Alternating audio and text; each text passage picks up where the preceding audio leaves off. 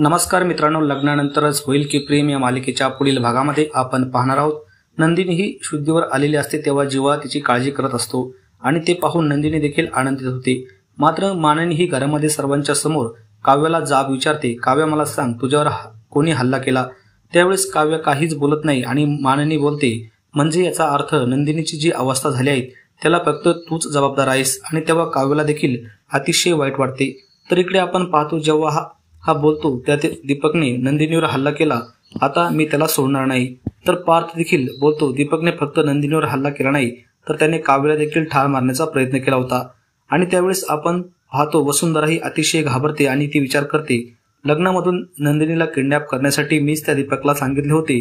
हे सर्व प्रकरण माझ्यावर येऊन तर आदळणार नाही ना, असा विचार करून ती घाबरते. तर पार्थ आणि जीवा सर्वांच्या समोर बोलतो, आजची रात्र ही दीपक शांत झोपेल. परंतु जीवा पुढे बोलतो, उद्याची सकाळ त्याची ही शेवटची सकाळ असेल. असे बोलून दोघेही एकमेकांचा हात पकडतात आणि त्यावेळेस काव्या देखील अतिशय घाबरते. आता पुढे येणाऱ्या भागामध्ये पार्थ आणि जीवा कशा प्रकारे दीपकला व साथ देणाऱ्याला धडा शिकवणार हे पाहणे अतिशय रंजककारक ठरणार आहेत.